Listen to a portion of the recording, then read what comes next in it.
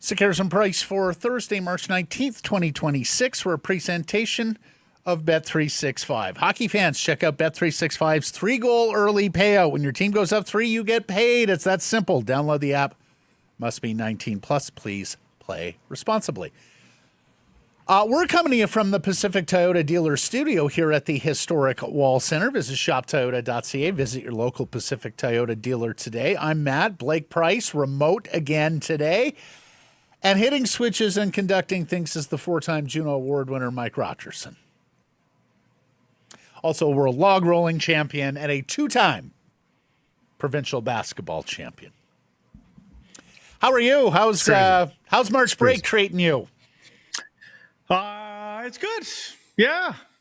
March break is March break. Spending time with the kids. Yeah, it's good. I understand it's raining a little. Yeah, it's a little wet here today, Blake, believe it or not, on the first last day of winter. It was raining so hard a few moments ago, I was like, Mike, this could bleed through the mics. Like, we might actually sound like we're doing a show in the rain. But because you're a weather nerd, I came across this morning. If there's no snowfall today, and the temperatures are too warm that there will not be any snowfall here at sea level, this will be Vancouver's first winter without any accumulated snow in 43 years. Got to have at least a centimeter of accumulation that stays for it to count as a snowfall, Blake. So this will be big win for the city. No plows deployed all year long. Do you remember Do you remember Saltgate a number of years ago when they were running out of salt, but they invited people to come and get their own salt at a depot? Little twist though this week. They thought it was going to be up to. There was a point about a week ago where they were forecasting this week, and they thought it was going to rain to the top of Whistler and be like 7 degrees at the top. In the end, it hasn't ended up being that cold, as warm as that. It's snowing now on the top of Whistler. If you go onto the webcams right now, I have never seen snow come down that hard as it is coming down now at the top of because the rain that you're seeing now is snow up there, and it is like the webcam. It's just white. It's just pounding white snow. I am not surprised, buddy. I am not surprised because, we're here on Hornby Street. It is normally a very busy pedestrian thoroughfare here in downtown Vancouver. And the number of people out on the sidewalk are few and far between. Everybody taking shelter from all the rain that's coming down. Does that mean it's snowing on the North Shore Mountains as well, Blake? Like, is it going to be a bitch and ski weekend? Oh. No, I think it's rain up there. Start with a poll question today. Given Hughes' family entitlement, more on Jack in a moment, and Marco Rossi's play, do you miss Quinn Hughes? You can vote yes, you can vote no. Do so at the Secures and Price X and YouTube channels. And here's what I'll say. I certainly don't miss the attitude we got from Captain Quinn this year, but I do miss watching him play. How could you not? He's a scintillating talent. He does stuff out there on the ice that very few defensemen in my 40-plus years of watching this sport can do. So, yeah, I miss watching him play because you knew when you tuned into a Canucks game any given night there was somebody who could take you out of your seat. But I don't miss the attitude and the entitlement and the moaning and the whining that we saw earlier this year. And I think it's safe to question now what Quinn will be like with the next bout of adversity in his career and with his team. I think there is a character tip of the hand there that when the going got difficult now, he mailed it in. Like there were mail-in nights here from Quinn Hughes. Maybe not every shift, but on the majority, there were some nights where the majority of his shifts were not his very best. And that was completely within his own agency, because the minute he touched down in Minnesota, guess what?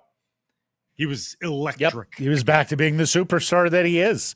Yeah. And it's funny, Blake, because the market was starting to turn on Quinn before the trade because of some of the pissy press availabilities, the attitude, and as you mentioned, we were so accustomed to him being so great on just about every shift that it was quite noticeable.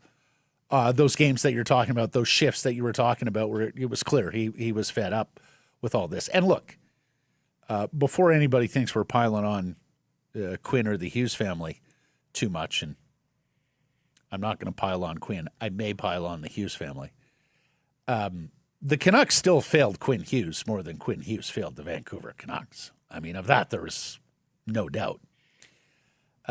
But listening to him in Minnesota, the juxtaposition versus the way he's played there versus the way he played here, and then everything with Team USA and the Olympic gold medal fallout, I think there are a lot of Canucks fans who are looking at it and saying, yeah, don't miss him right now. But you know what? Even if you miss his contribution on the ice, to be sure. We always bring up baseball as the example that, it's mostly failure. Like a good batter's 300, that's 700%, 70% failure. But sports in general is failure. One team out of 32 every single year gets to be the champion. It means there's 31 failure teams. So there's a lot of failing, and how you deal with that failure. Like, think about Connor McDavid. Connor McDavid should have walked from the Oilers years ago. They still cannot find the man a goaltender to play on the team. But Connor McDavid has shown a lot of character, I think, in signing the cheap deal, saying, no, I still want to win a cup here in Edmonton. Eventually, I think even the player with the most integrity has the authority to say enough is enough. I think I'm going to move on. But Connor McDavid has shown that, what it takes to be a team player. I don't know that I saw that from Quinn Hughes. And the other thing I'll say about Quinn as a hockey player, just the on ice stuff and skill level. Cole Hudson made his debut last night for the Washington Capitals. This is his brother now to Lane, who I think most people thought would be not as good as Lane. Good, but maybe not as good as Lane. He made his debut last night, and people were like, holy crap, this is a rookie playing his first. I think as amazing as Quinn Hughes is, not diluting him, I think there are more like Quinn Hughes now than ever before. Blake, he is certainly not the first undersized offensive defenseman, but he took it to a whole nother level. You and I did that draft in Dallas. We had heard, we saw with our own eyes teams like the Detroit Red Wings and then Arizona Coyotes, who made their selections. They weren't going with the mighty might defenseman. And he falls to seventh with the Canucks. There is no question that Quinn Hughes is a trailblazer, though, for that undersized defenseman, getting more love at the draft and getting more opportunity sooner than they would prior to Quinn Hughes. I think the Hudsons have him to thank. I mean, it's virtually every draft now you see one of these guys. Just absolute wizards with the puck, run a fantastic power play, and defend enough that even the stodgy old NHL dinosaurs look at it and go, this guy has a place on my team, even if he doesn't necessarily fit the profile of yesteryear. Quinn can be proud in that regard, because a lot of people were still doubting that this profile of defenseman could be what Quinn Hughes has become in the National Hockey League. The second thing I'll say with regards to your Connor McDavid comparison,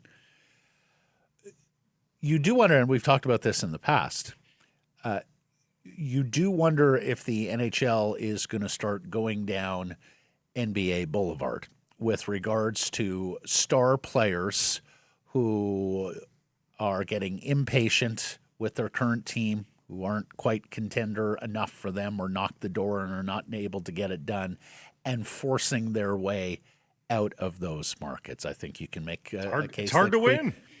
Quinn, but is it not all that much sweeter when you stick it out with your team, with your teammates, and get to the highest level? Like what Shea Gilgeous-Alexander did with OKC, right? Because when he was moved over from the Clippers, that was not a very good team. They did a lot of losing. Look how the NBA... Giannis in Milwaukee, Jokic in Denver, like it's got to be sweeter than when you go mercenary and hopscotching around the league looking for championship contenders that you can join. Kevin Durant is a first ballot Hall of Famer, but he is going to go into the Hall of Fame with a sullied legacy and a sullied legend as a guy that was constantly searching for the next, as opposed to just hunkering down and being the cornerstone of a franchise that he lifts up. Yep. He was always just trying to glom on. And I think he's lost millions as a result, not in salary, but in like he's not somebody that I, as a company, if I'm Gatorade, if I'm Nike, if I'm whoever, I don't want that guy necessarily representing my country, my company. And look, there comes a breaking point. Like if the Oilers don't win this year or next, I would not begrudge Connor McDavid. Yeah, exactly. Not begrudge Connor McDavid one iota if he's like, okay, I've given this organization my best years and every opportunity to build a team that is capable of winning the Stanley Cup. We failed, and it's time for me to go elsewhere. Completely understandable. Eventually, there's a breaking point. But when you look for the first exit ramp, those are the ones that I do think hurt their reputations a little with hockey fans, and I think Quinn has absolutely hurt his reputation here amongst Canucks fans. Like, I caught wind of this jersey retirements talk on social media about Quinn. Are you fucking kidding me? No way. No way. I mean, they did almost no winning with him here. They got to the second round of the playoffs. Come on. Not a chance. There's a great comparison of this on the team already. Yes, does Quinn own a bunch of records? Yes, but so does Roberto Luongo. And I think I could make the argument Roberto in, Quinn not in. Roberto is more deserving than Quinn in terms of number retirement. Absolutely. Yes. Absolutely. But I think it's an apt comparison. Like he now sets the bar that pure counting stats and rate does not equate to that deification level. No, you do need tenure here. Tenure is that is the right word, because was close. He was close because he played a while. He was here a while, but because some will say it's not. If that's the standard, why was Marcus retired? Well, because Marcus put in his years here, far more than Quinn Hughes did. I mean, the rest of them went to a cup final, had a signature run with the team that, alas, in the absence of a championship, are what Canucks fans hold on to. And that's why Roberto should maybe get that jersey hung. He absolutely should have. He absolutely should have. To me, it was a he has the counting stats and the cup run. And as many said around the time, there are two eras of Canucks hockey, one pre-Roberto, one post-Roberto. Like when he showed up to town wearing number one, and hey, why do you wear number one, Roberto? Well, it says it all. There was a competitiveness and an expectation and a standard that suddenly came across all of Canucks sports entertainment that was different than it was before. So he was absolutely a culture changer for this franchise. And Quinn Hughes was not. Quinn Hughes was an exceptional player who played on mostly bad teams. And again, at the first opportunity to bolt, he did so. Anyways, and Matt, vote. Let's also point out Roberto Luongo is also a guy who grew as and we saw that before our very eyes, and we respected it. You know, like, incredible. Yeah, I would bet if you ask Roberto about what was the best part about his Vancouver experience, I'm sure he would mention the Stanley Cup run, because how can you not? But he went from being a little bit of a villain, even within the market. Remember the glaring at defensemen, the self-deprecating humor that was inauthentic and thus fell flat with Canucks fans. And working with T.C. Carling, who brilliant VP of communications, they came up with a plan to change the narrative around Roberto, and part of that was Roberto opening up and showing us what type of person he is. Believe it or not, he was a very good person, right? That side of him shone through, particularly with the Strombone account, the humor and all that. And suddenly Roberto Luongo, the narrative completely changed and was beloved. So, yes, given Hughes family entitlement and Marco Rossi's play, do you miss Quinn Hughes? Yes or no? Vote at the Sekerson Price X and YouTube channels. On to that Hughes family entitlement. Let's get to our top story, brought to you by Yellow Dog Brewing, Neighborhood Brewing, Foolish Winery. The Hall claps back, puts Jack Hughes in his place, and says the gold medal will be keeping its place in the Hockey Hall of Fame. The Devils center, brother to Quinn, of course, said Tuesday that it was bullshit that the Hall had the puck and that he wanted it for his daddy Jim's collection. Phil Pritchard, the mullet-adorned keeper of the cup, was direct and was not gentle when asked about Hughes's claim that the Hall owns the puck or exhibits the puck. Quote, "Unfortunately, in the easiest words, it was never Jack's puck to own." He is the curator and VP of the Hall's Resource Center. Pritchard continued, quote, "We try to take the emotion out of it. We're here to preserve a game that Jack's lucky enough to play or we're lucky enough to work in." Very succinctly and yet poignantly put by Phil Pritchard, curator of the Hockey Hall of Fame. And echoing a lot of what we said yesterday, Matt, again, that he's got artifacts. He's got in his possession, Jack does, pieces of that golden goal that he can call his own. His gloves, his stick, he's got access to the jersey, I'm sure, via USA Hockey. Those are all things that he has agency over. The puck is not. It's just not. Well, and as you put it yesterday, it's so clear. It's not like it's a milestone goal. It's a team achievement. The guy who scores the Stanley Cup winning goal doesn't get the puck. No, that's not for him. No, nor does that guy even think or have the expectation that he owns it. It's team achievement, team sport, TEAM team.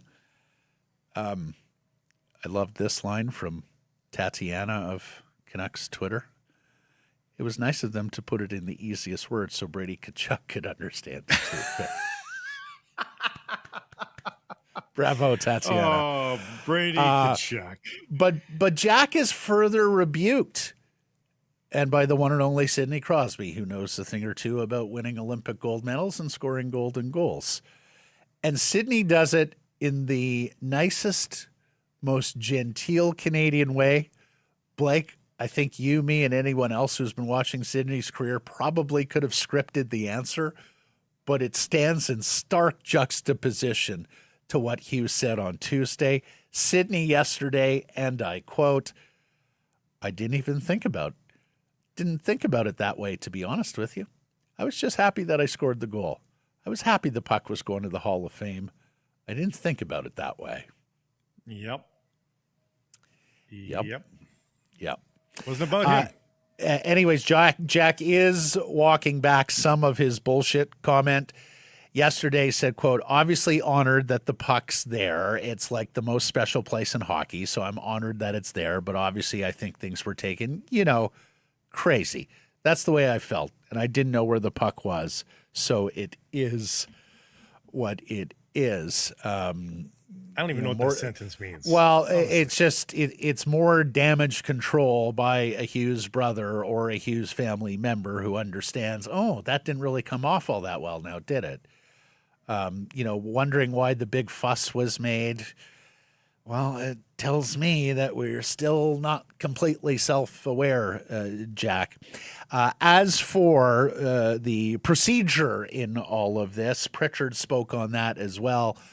Said, items are formally transferred to the hall through the IIHF's established artifact donation process and added into our permanent collection. These artifacts are preserved, exhibited, and shared with fans worldwide through our museum and international outreach programs, ensuring that defining Olympic and World Championship moments are preserved and remain accessible to the global hockey community. Those three words, Jack, the global hockey community. The Hall said that in a statement. And this is more extensive than people think. Like, they've got to be, Blake, itemized, insured. They got to be insured, right? Of course. You've got to vouch for their security as well, right? Like, you are caretakers of these artifacts, so you've got to have elaborate security around all of the artifacts that would have huge monetary value. And I would guess that this puck certainly would have a pretty significant ticket price on it if it ever went up for auction. So they're trying to prevent that, right? Like, they're trying to prevent the puck from one day winding up in the private collection of some billionaire who paid a stupid amount of money to have it as his own pet, as opposed to letting hockey fans worldwide get a chance. I'd like to think if there were extenuating circumstances, if Jim Hughes was sick and in the hospital, maybe days were numbered, and Jack said, "Can I have it on my dad's bedside table here for the next little while?" I'm sure they oblige with things like that. Absolutely. Museums do this all the time. They loan out items for exhibit elsewhere or to people who have some sort of connection to the artifact. Again, it is an elaborate process. And I can understand American hockey fans saying, well, we'd like to be able to see this puck within our own borders. I think that's a fair shout. There is a United States Hockey Hall of Fame. It appears to be in a itty-bitty town in Minnesota. Last population 3,400. But they're often in small towns. Yeah. I mean, not the Hockey Hall of Fame, but yes, Cooperstown, Springfield, I guess. And I would have no doubt that if the United States Hockey Hall of Fame and Museum asked to exhibit the puck one day, that the Hockey Hall of Fame would say, sure. Yeah. It's a guarantee. Hopefully that closes this chapter on the puck, and perhaps with Hughes family entitlement as well. I don't think this is the last time we've heard from the Hughes brothers. I have a funny feeling. I don't think this is the last time you'll hear from me extolling the virtues of Yellow Dog beer either. And it's sort of a beery kind of month, isn't it? Just had St. Patrick's Day. Yellow Dog knows this. They want to make beer buying easier for you in this month of March. That's why so much is on sale right now. Like the Yellow Dog Chase My Tail Pale Ale. Your regular size cans, your 355 ml 12 packs are on special for the month of March. Look for it on sale at private and government liquor stores. This is why I like Yellow Dog. Not a lot of the microbrews, if you can still call Yellow Dog as successful as they are microbrew, do old style 12 packs in regular cans. But Yellow Dog does that with the Chase My Tail. So go and enjoy one of those today. Canucks versus Tampa Bay tonight, looking for consecutive wins on home ice for the first time since March 7th. That's March 7th, 2025, Blake. Right. Yes. They've played 45 home games since, have not recorded 2 straight victories at Rogers Arena. That is really more than a full complement of NHL road games in a season, or home games in a season, as the case may be. Funny thing is, Matt, I don't even care. Like, honestly. Come on. The vibe is up now. People want them to win because they're so far away from 31st that you can vote. You can root winning guilt-free right now, Blake. And it's not even, but still, that's not even what's in my head. I want fun for the fans tonight. And I want it to be a worthwhile 2.5 hours spent for everybody involved. But to me, it's more, are they competitive? Score 3 goals at least, something like that. So you're on process tonight. You want to see good process tonight after following up the win. And fun. That's good process in a 4-1 loss. I'm not really interested in, but good process in a 4-3 loss. Yeah, I can abide by that for sure. If not a win, that's my point. If they play well, they play fun. There's offense. There's threat of offense in addition. Then that's good. I think that's what fans want. They want to be entertained. We've talked about this. Right. Entertain me. Well, it's funny, Blake, because and maybe I've been influenced by all the talk of culture change, and we'll get into that. Maybe it is that they're so far back of 31st, and Calgary won again last night, that you can root winning again. Maybe it's some of the fascination of the young players or the guys who came over in the Hughes trade who are starting to show their wares, particularly Rossi. But I had been offered tickets to go to a couple of Canucks games recently. Now, I did have some things planned, but it was a no. I got offered a ticket to go to a game next week, and I was like, you know what? Hell yeah. Because with what J-Pat's been talking about in terms of what the building's like now, with a lot of fans who typically can't afford going to NHL games, getting a chance to attend these games because the resale market is so cheap now, comparatively speaking, I want to go experience that. So I'll be going to a game next week, and you don't have to go back too long ago where I would have been like, oh, Rogers. It felt like a mausoleum. There was just such a negative energy to the place, and that's changing right now. And it certainly is going to change more if Elias Pettersson continues his strong play. Looking to build off that 2-goal game, head coach Adam Foote saying that once that first goal went in on Tuesday, he could sense a little more pep in Elias's step. Here's coach. He's been working at it, and that's his job to work at it, but he's I don't know how long he's been going at it. We're getting out early and working on it and playing with more pace and doing the extra work after games on the bike and things like that. So hopefully, like you said, you can see when he got the one, he had a little bit more jamming in the next shift. He was looking to shoot more, moving his feet. So we'll hope to see that tonight. And much like my feelings about winning. Shoot more and moving the feet. Yeah. Much like my feelings about winning, if he takes 4 shots in tonight's game, but is robbed by a goalie going right to left, post to post, and the left pad getting there, again, I'm fine with that as long as he's into the process and taking that shot. Just show me you're in the mix, right? Like, show me you're in the mix. Show me you're being aggressive offensively. Show me you're not second-guessing yourself like on that 2-on-1 or 1-on-0, as it turned out in the overtime. Stick handling into the pads. Yeah, exactly. Yeah. That bro line also looking to build off an awesome night on Tuesday. We're both Marco Rossi and Brock Besser, netted 3 points apiece. And Marcus Pettersson, who is having a dreadful season. And we haven't heard a lot from Marcus Pettersson this year, probably because he's having a dreadful season. But as we noticed when he first came over last year, and as Rick Tocchet and everybody was saying upon his acquisition last year, this is a natural-born leader. Like, this is a natural organizer. This is somebody who's a good communicator, who sees the game and is willing to organize teammates and get involved with the coaching staff. Well, he was speaking this morning, and he was the latest Canuck talking about a culture change since the deadline. Here's Pettersson. Yeah, I mean, like we just went past the trade deadline here. We got a young team, a lot of guys going through it for the first time. And, we just said to ourselves, like, let's start building something here. And, like, it starts now, right? We don't go around and waiting.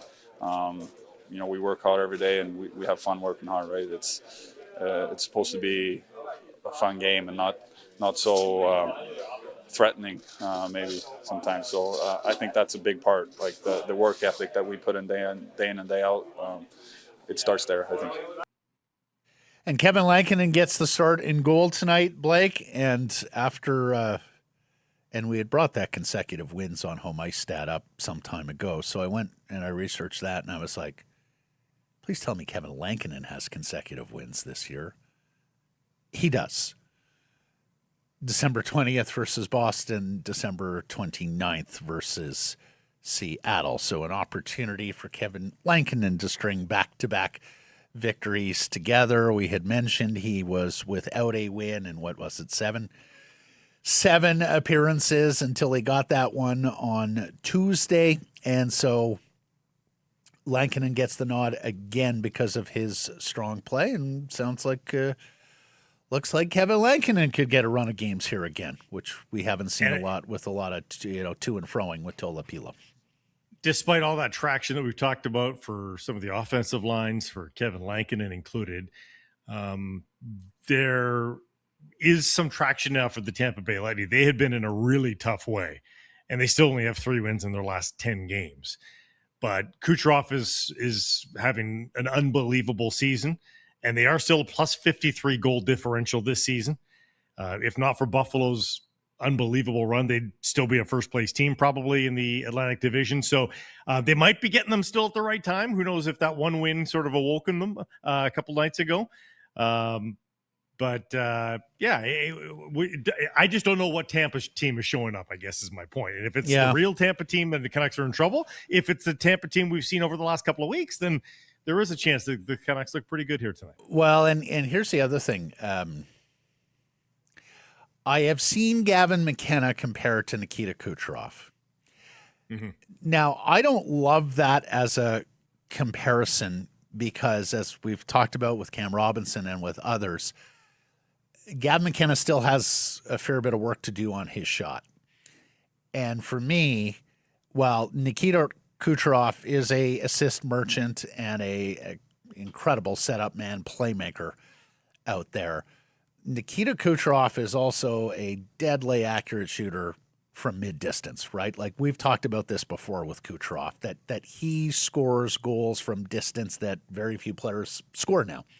Him and Pasternak really only. Yeah, exactly. The quality of goaltending is such, and especially 5-on-5, to score some of those mid-range goals that Kucherov gets is because you're talking about a highly intelligent hockey player who has a book on goaltenders, who sees the ice well, who understands shooting opportunities from that distance, and then can deliver pucks accurately to the spots, hitting his spots as often as he does. So for me, based on what I've seen of McKenna, which is the World Juniors and a few Penn State games, the more apt comparison right now is Patrick Kane. But I think you're hoping he gets to a Kucherov level, right? Where he brings that danger of he shoots, he scores himself alongside everything that he can do as a playmaker. So perhaps a little glimpse, snippet of what's to come here in Vancouver if they are fortunate enough to get that first overall pick, take McKenna, and then begin his development into NHL score.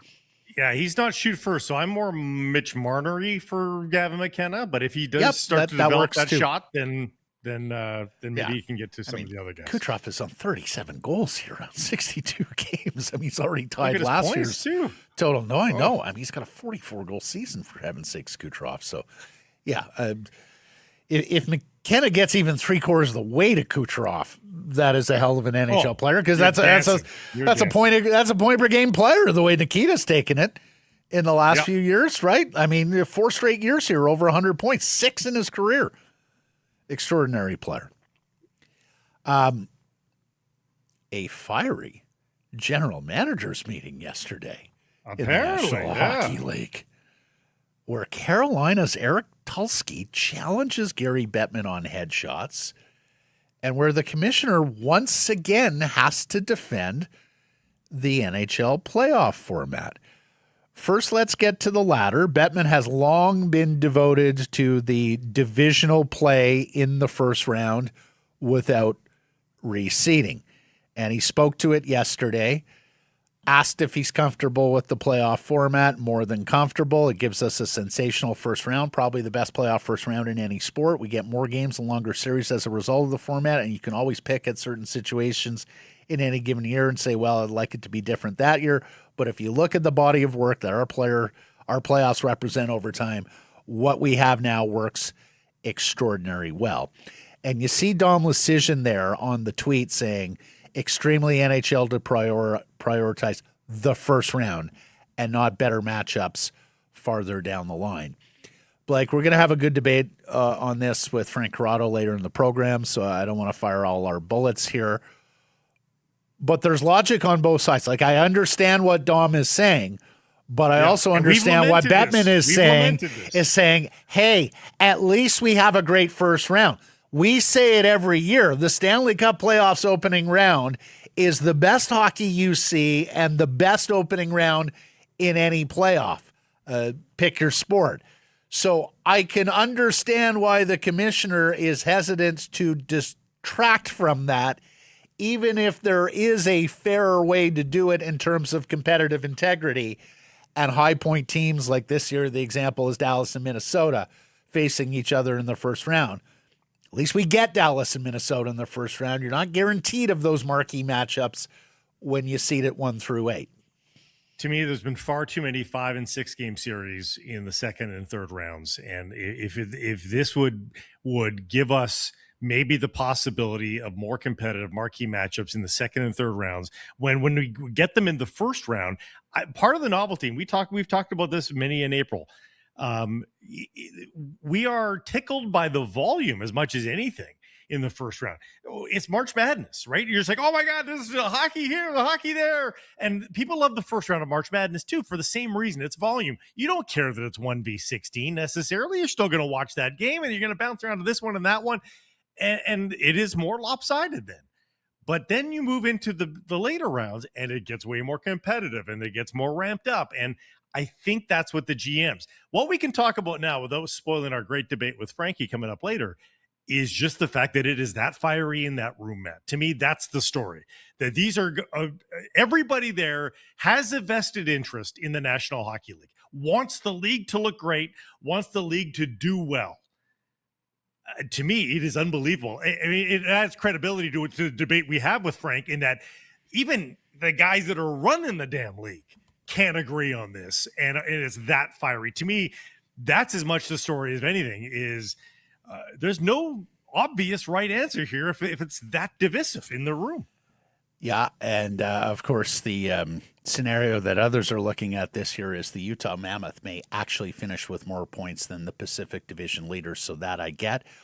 On the headshot debate, Tulsky apparently brought up a slipping standard on headshots, much to Bettman's dismay. I do wonder whether some of the commissioners' apparently angry response had to do with the league's legal position. I'm sure there is someone taking minutes at an NHL GM meeting, and whether or not that would be subject to subpoena at some point down the road. And the other thing is Gary apparently told him that his owner, Tom Dundon, put him up to this, which tells me that you've got a governor willing to challenge the commissioner on this. And Blake, I don't think it's coincidental that it's a relatively new owner, bit of a maverick owner, as Tom Dundon has been for sure known. Yeah. A guy who's now looking to buy the Portland Trailblazers of the NBA, right, from the Paul Allen Trust, and that it was Eric Tulsky. Because here's the thing. Eric Tulsky is not a 20-year NHL vet who got a scouting job and worked his way up to GM. Eric Tulsky got a bachelor's from Harvard and a PhD from Cal Berkeley. If there is anyone at that table that can hang intellectually with Gary Bettman, it's Eric Tulsky.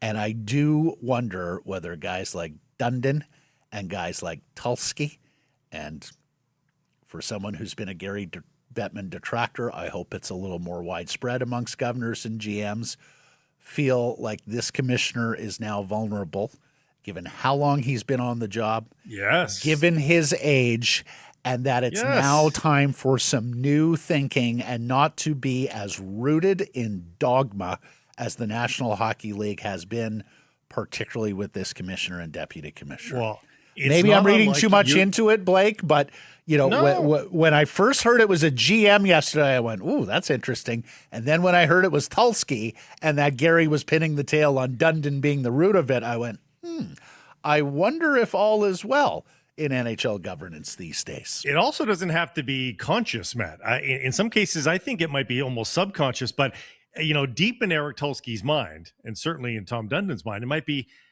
this guy's not long for this gig. We plan on being here and doing this for a long time, and we're going to be here long past the end of Gary Bettman's career. So we're not going to kowtow if we don't agree with something here.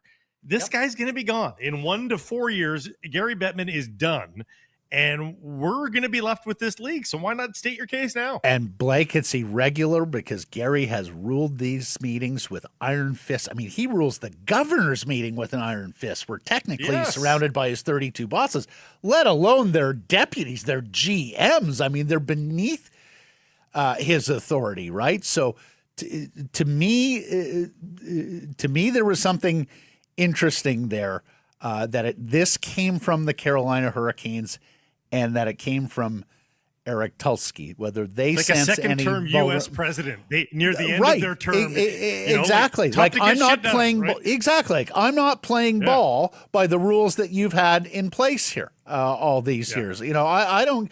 I realize there's a bunch of people in this league who are afraid of you, and I realize that you have had a vengeful front office. And look no further than some of the emails that have come out in lawsuits involving the National Hockey League and Gary Bettman, leaning on this guy. I mean. Said it forever. The NHL, L stands for lean on, the way this league operates.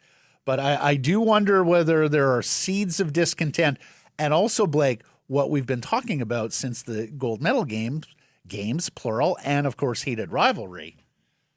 This is a unique moment for the National Hockey League and the sport of hockey to market itself to a broader constituency in the United States. These moments have come up before. Gary hasn't been able to maximize them. And I do wonder if you've got some governors, particularly American guys at U.S. teams, who are wondering, okay, is this still our guy? Because we've got a potential springboard here with everything that's going hockey's way in terms of the pop culture. Can we capitalize on it with this commissioner when we have failed to do so in the past? Now, this thought also crossed my mind, though. You brought up heated rivalry and everything that's happened in the last 4 nations face off with 3 fights to begin the Canada-U.S. game. I think Gary Bettman in his mind might say, yeah, we did kind of loosen the reins, and look what's happened. The sport has taken off here in the last 2 years. So I think in his mind, there might be a through line of a little bit more, like we swung so far to the safety in his own mind, again, whether you think this is true or not. We swung so far in terms of concussion safety and violence and anti-fighting. But now that we've loosened the reins, we've really shot up. Maybe we need to find a softer middle ground here on exactly how much violence we're trying to take out of the game. So between the goaltender interference and headshots in general, that was a bridge too far for him. He was not willing to go there, given the successes they're having right now. Yeah, and I stand to be corrected on this, but I can't even find a recent example, Blake, of a headshot on a Carolina Hurricanes player that would have made this like where it's coming from self-interest. Sensitive. Yeah. Yeah.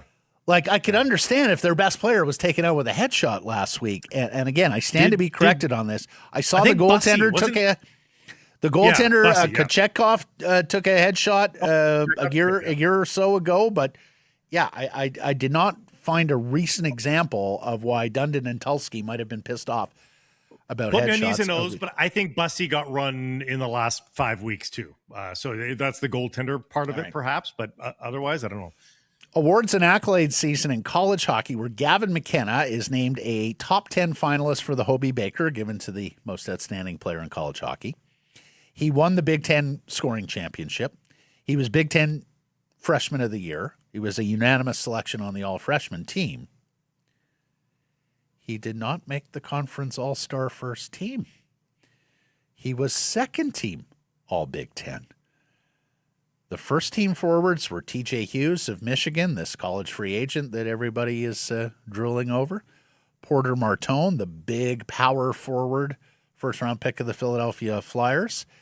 And then the guy we mentioned the other day with Craig J. Button, Charlie Stramel, also at Michigan State and Minnesota Wild, first-round pick. So interesting. Maybe Gavin McKenna has a little bit of motivation here. Okay, you don't think too much I'm of a late riser, maybe, and a freshman late riser. Maybe that was it. Yeah, but I mean, Martone's a freshman too, so yeah. Quite interesting that the electors there put him on the second team. We also want to talk about Canucks prospect. We've told you each and every day we're going to mention something Canucks prospect related. Saw Dave Hall, our buddy from Canucks Army, on Kieran Dervin, who the Canucks selected in the draft last year, up to 42 points and 51 games with Kingston in the Ontario Hockey League. And here's the other thing that's pretty cool, Blake, and something we'll track as this month continues on, because, of course, junior hockey seasons are coming to a close here, and Dervin was selected in the third round last year, 65th overall by the Canucks. After a 3-point season. They drafted him on a 3-point injury-riddled year. A big leap of faith there, and maybe they're going to get rewarded. And he played at that St. Andrews College high school program near Toronto that has produced some players in the past, so there was some pedigree there. But Dervin and the Kingston Frontenacs are going to the playoffs. Riley Patterson, we've talked about his exploits, and the Niagara Ice Dogs are going to the playoffs. Alexei Medvedev and the London Knights are going to the playoffs. And Gabriel Sherratt and the Kitchener Rangers are going to the playoffs and, in fact, are leading their conference. So there will be plenty of Canucks representation in the Ontario Hockey League postseason this year. And again, all of these guys have some prospect status here. Like they're a little further along than Hope Bets, all of them, because of the seasons or seasons that they've been able to put up since the Canucks drafted them. So we'll follow their progress through the month of March and into April. Alas, the Canucks did miss out on a college free agent and British Columbian who they had targeted. The Toronto Maple Leafs signed forward Brandon Boer to a one-year contract. He's a Fort St. John native, 23. He had 36 points in 35 games with Union College this year. He was number 4 on Elite Prospects lists of college free agents. So the Canucks have a couple of college free agents in the fold, and we'll be hunting more here as seasons end and as players make their decisions in terms of who they want to sign with to begin their National Hockey League careers. Let's get to today's menu. It is brought to you by Greta. Greta, a fantastic spot to catch all the games, home and away. You are mere steps from the arena or the stadium. It's also an awesome spot to host your next party, whatever the case may be. They have a private riser in the back. It's surrounded by screens. You've got the arcade all around you, immersive. There's a game for everyone. The menu is absolutely delicious, and the staff, friendly and fantastic. We've been there many a time with big groups, and they've always done well by us. Go to gretabar.com for more information or to book your event, Greta, 50 West Cordova. Let the games begin. We're going to talk to Frank Corrado here. We will talk about Liz Patterson, Marco Rossi, that bro line, but also get a good debate on the playoff format and the National Hockey League and more on Jack Hughes. And then later in the program, Rob Williams, who's got a little more info on the Canucks' new victory song, but also on the poll question and missing Quinn Hughes and on Canucks matters of the day. Whitecaps were losers last night to Seattle in Concacaf Champions Cup. Canada has named its roster for the soccer friendlies at the end of the month. Nathan Rourke is diving into flag football with an eye to the Olympics. Goldeneyes got a victory. And more trouble with Blue Jays pitchers at spring training down in Dunedin. All of that is coming up on today's program. Time now for our Bet365 bets of the day. And Blake, I took a future yesterday, so I'm not sure. Did you win yours? I don't remember what I did yesterday. It was a hockey game, wasn't it? I digress. Let's move on. I'm so focused on today. I'm in the present, Matt. We live day by day, Blake. If what you did yesterday looks good to you today, then you haven't done enough today. Here's the debate in my mind. You know, I get a goal and a half on the Canucks, theoretically. Okay. And I'm in the plus. It's a free goal. Again, a tie after 60 minutes. Canucks fans, you'd win. It's plus 1.5. You get plus 100. Except at that point, it's only plus. You're it's only plus 1. You're that close. You're that competitive. You think the Canucks are going to be that competitive tonight? Just push for the money line win. Oh, plus boy. 245. Oh, 245. Wow. That is quite a leap number. we just took there. Well, I'm just saying. And he never it's remembers. It's a tie game after 60 minutes. Give them the win after 60 minutes. Plus 245 on the money line. Okay. I am going a little less complicated. We know that bro line is going right now. Liam Ogren had an assist Tuesday. He's got assists in 2 of his last 3 games. Didn't get in on the goal-scoring action Tuesday. Some of that because it was on the power play. But I'm banking on another strong game from that line. They're going good right now. You can see the confidence, got good chemistry, like the composition of that line, too, in terms of the 3-player profiles. So Liam Ogren as an anytime goal scorer, paying plus 475 tonight with the Vancouver-Tampa game. Every Flames sports for fan. the win.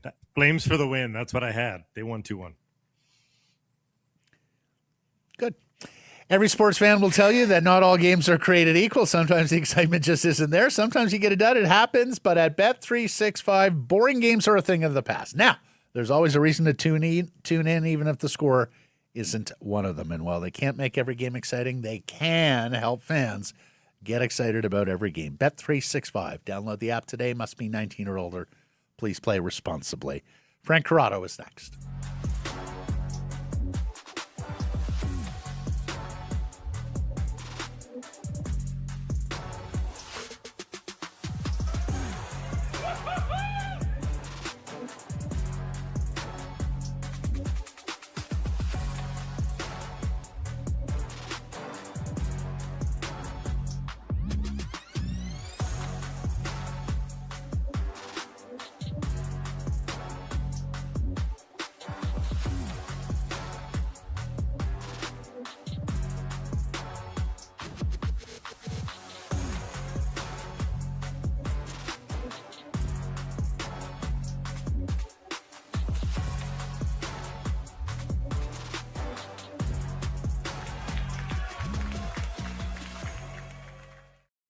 Garrison Price from the historic Wall Center.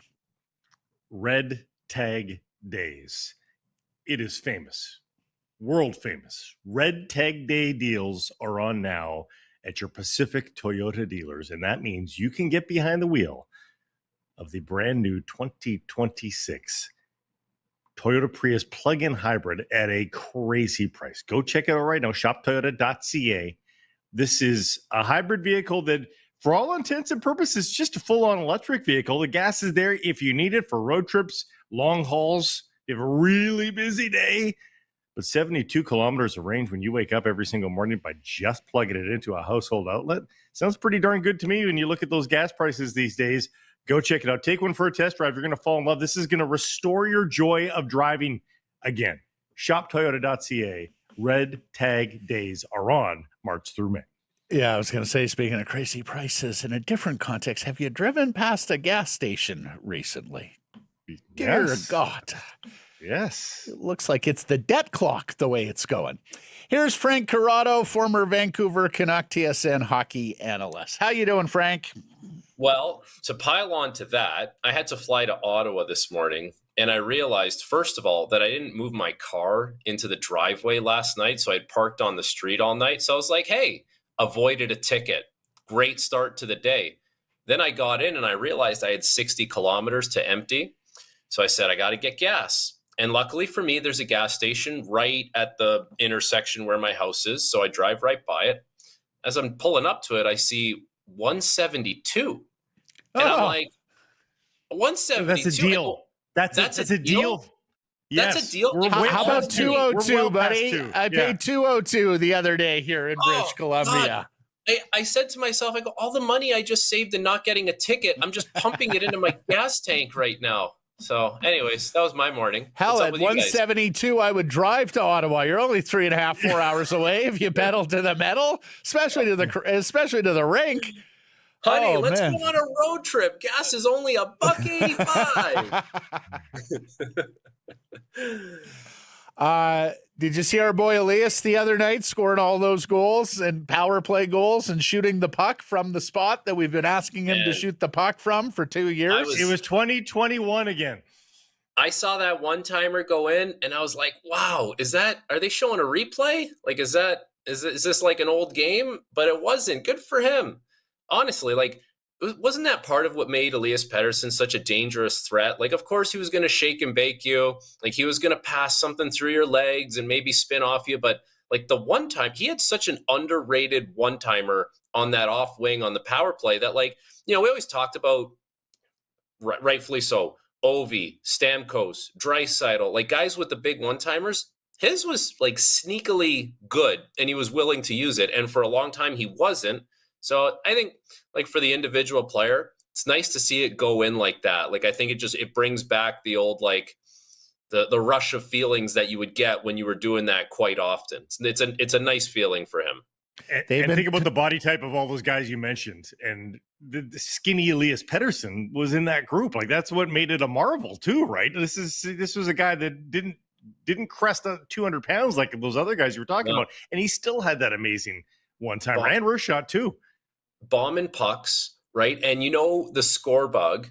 So you could set up, the people in the truck can set up the score bug so that it notifies you every time a puck travels X miles per hour, right? So you could set it to 80, you could set it to 85, and it flashes on the score bug.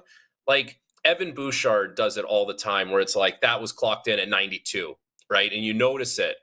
Used to notice Pettersson more, whatever they would set it at. Let's say they set it at 85. You would watch a game and you'd be like, oh, that was 90. Like, I would anyways. I'm sure you guys did as well, but you don't see that as much from him anymore. No. And speaking of feels, Frank, they're telling us there's a different feel, there's a different energy, and that they are resetting a new culture in that room post-trade deadline. Now, they've had some wins. They've looked a little better. But you tell me, how quickly can all of this change, and how long does it take to root new culture into a room? Listen, it can take a while if you don't have everyone, on board, right? Like, if you still, and I think we talked about this a little bit, maybe last week or the week before, but if you still have guys that are sort of going through the scar tissue of what has been and what it used to be, and maybe like on the bitter side of what it's become, then it's hard to establish that, because you have guys that are kind of, living in that past way. Whereas if everyone can kind of band forward and say, listen, we're all in this together, but you have to convince everyone they're all in it together. And the reality is they're not all in it together, because some guys are very solidified in their standing with the team and some guys aren't, and some guys aren't going to be a part of the solution. But if you can get everyone to say, listen, this will benefit all of us in the long run if we kind of band together here and put together a good environment to come to the rink and start to have some fun on the ice. Like, it does take a while, because eventually you need the skill to put forth like the good feeling. But at the very least, you could go to the rink every day and make it a nice environment for it to be. Like, you don't have to go to the rink and be a grumpy guy every day. At the end of the day, like, at the end of it, you're playing in the NHL and you're making a lot of money, and as long as you are getting dressed and participating in NHL games, people are watching you and noticing what you're doing. So there's always the greater picture at mind that you should have. What are you seeing out of Marco Rossi these days after 10 points in 7 games? You know what? I think for me, it just comes down to like being assertive, and it sounds like a cliche answer, but when you first get traded, and I've played on a number of different teams, you don't know a lot of things right away. Like, the coach is going to take you aside do the whiteboard, do the video, and tell you this is how we want to play, and it's up to you to go and figure it out. But you don't know, how much do you talk in the dressing room? Like, what's your kind of, I don't know, these are all small things. What's your dinner crew? What's your, like, how much do you assert yourself as far as, like, on the bench, chatter, teammates? And, for him, we knew he was a good player. Like, he has a lot of upside. Even though he's a smaller guy, like he's shown that he plays much bigger than his size in his time with the Minnesota Wild.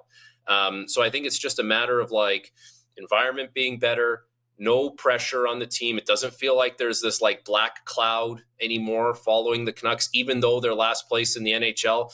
And so all those things just kind of lead to Marco Rossi being himself, like just playing the way he knows how to play. And we've seen him do with the Minnesota Wild. So I think that's the biggest thing, like knowing your identity, playing to it. And sometimes there's some factors around that maybe, once those get alleviated, you get back to your identity, sooner rather than later. He had the 160-point season under his belt when the Canucks acquired him, but he had been on a little bit of a down slope leading up to the trade with the Wild, and then the first 10 games with the Canucks, not spectacular either. But the more that he plays like this, I mean, he's at a 58-point pace now, which is virtually to match that 60-point pace. I mean, at the end of this season, if he's still on this kind of a pace, you start to believe he's just a 60-point player, which is a pretty damn valuable player. I mean, on this team, Frank, that could be the leading scorer next season past Elias Pettersson. Like, Elias Pettersson hasn't shown that he's a 60-point player in the last couple of years. I know. And I guess the thing I think about with Rossi is, like, how much, like, he does try to attack the game. Like, he's definitely not like a, hey, get the puck to me kind of guy. Like, he's really willing and able to, like, get himself into a lot of different battles and confrontations and come up with pucks. So my mind starts to go to, like, if you and Ogren can be this guy. Like, I think there's potential for him to be that guy. But if it's two guys that are really like tenacious in getting after things, and I think if you look at, like, them paired with Besser, like, on paper makes sense, doesn't it? Like, centerman who's really, pretty fleet of foot, like, willing to engage in battles. Ogren, who's a good straight line, kind of like, has a power element to his game, and a shooter. But it just needs to evolve. The team needs to evolve. Those guys need to, get some chemistry between them. But, like, that's where my mind goes for the next level for Rossi, where if there's two guys on that line that are really, like, engaged, and there's no reason why there can't be as time goes on. I saw a fan account comparing Marco Rossi to Marco Kasper, because if Quinn Hughes was going to Detroit, it very well might have been for Marco Kasper, who's having a tough year this year. Tough year over there, man. Yeah, I don't mind the player, but my goodness, I really like both of them. But the Canucks did well on the Rossi one because I believe there's more offensive upside with Rossi. Like, Marco Kasper this year was supposed to be a centerman after did I say Rossi or Kasper? Kasper was supposed to be a centerman this year. Last year, he had a lot of success playing with good players on the top line, played with Larkin and Raymond. He did really well. This year, when they said you got to be a centerman, didn't go very well for him. Like, he wasn't scoring, he wasn't putting up points, and then they put him back up with those guys, and wouldn't you know it, he was producing again. Like, he found his game. Marco Rossi's a centerman. Like, you don't have to worry about what happens if we put him down the middle of the ice. Yeah. So for that reason alone, it's probably it's better that they got Rossi at this point, based on the Canucks' needs. And there are many, many needs, lest we forget. Yes. We're in the beginning of a long road here. Blake, if you're done with them on Canucks, I would like to pivot. Oh, you want to get to the issue? Well, yeah.